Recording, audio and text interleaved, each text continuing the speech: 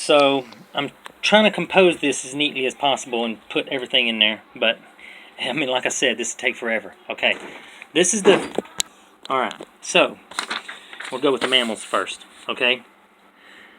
The mammals, four-chambered hearts, live birth, evolve into the seal, or walrus, pinniped, four-chambered heart, live birth, okay? Or ancestors of these. Now, they say the walrus evolved 100,000 years ago or something like that, which makes no sense because it is a seal species. And the seals evolved millions of years ago. So there's an inconsistency right there. So I'm going to go ahead and say that the seals evolved from the walrus, okay? Because they are smaller. And evolution goes from large to small. I'm just throwing that out there. It coincides with the laws of thermodynamics. You can't get more than what you put in, okay? I'm just going with logic. So, the walrus evolves. Ambulocetus walks on the earth, which is a walking whale. Okay, there's a divergence here, hippopotamus.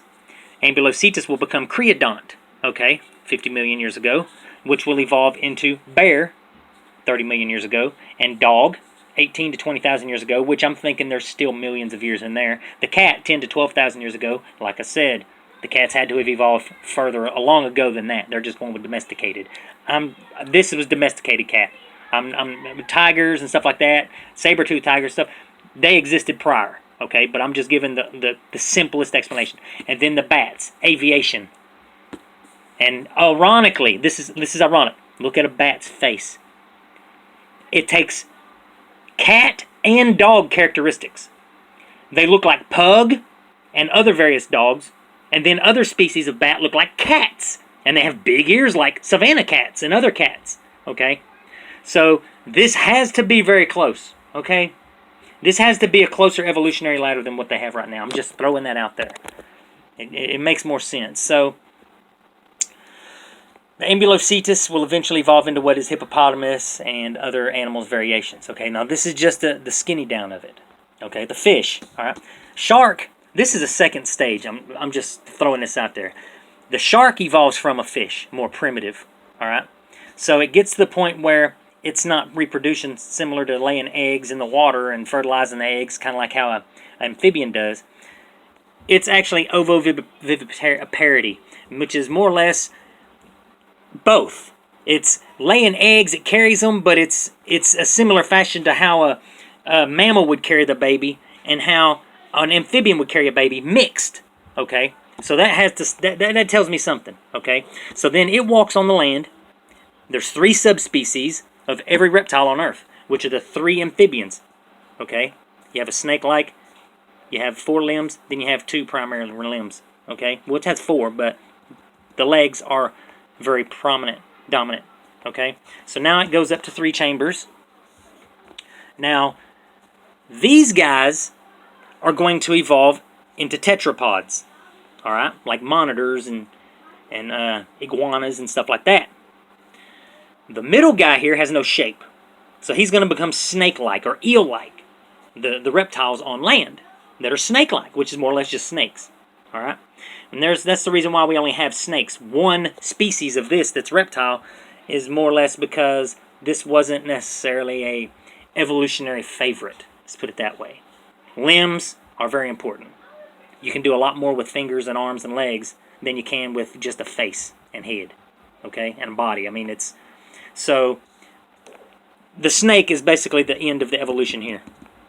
But, the frog will turn into theropods, which are like velociraptors, chickens, and stuff like that. They walk on their hind legs. Their hind legs is basically all they have. And that's why they evolved from frog-like species, which existed over 300, 400 million years ago. Frogs are a very ancient species. Okay? So, they turn into theropods. And the tetrapods and the theropods together will evolve into sauropods, okay? Which is something that's tetrapod in shape. It walks on 4 legs, but also it has hind dominant legs. Like they can stand up on their hind legs. And some of them have front legs that are very prominent, okay? So this is, again, evolution trying to figure out a good ratio. Okay, so after all these amphibians evolve, and all these dinosaurs evolve reptilian from this amphibious species. At the same time, all these other reptiles are growing and evolving. All right. So now from this you get the duck. All right. Now the duck has 4 chambers, and it's also an amphibian. It's the only species of being on Earth that is a master of 3 elements. It's a master of water, a master of land, and a master of air. So this is the form that reptiles are going to take that's the most advanced. All right.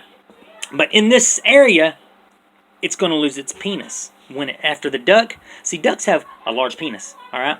But there's a gene that gets deactivated, and that's why birds and other chickens and stuff like that don't have one. They just got like a nub, okay?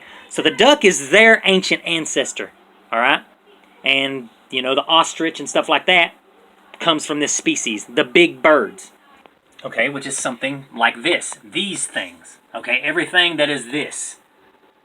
Okay, so these guys evolve, which most likely still had a way of reproducing before they reached its bird species, before it evolved into a bird, which 4 chambers of a heart, okay?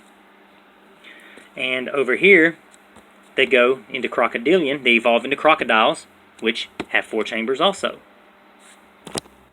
So I'm just trying to put things into order properly, instead of having just a clusterfuck of nonsense. This makes a lot more sense than what they have, because there's actually traits here that are being carried on, and you can completely notice them. And we actually know that these animals are related, but we just don't understand the order of their relation. But this is it. Once you understand that humans and all mammals evolved from the sperm whale, everything starts falling into place. See, at some point here, between the creodont and the ambulocetus and hippos evolved, this is when artrodactyls evolved, hooved animals, okay?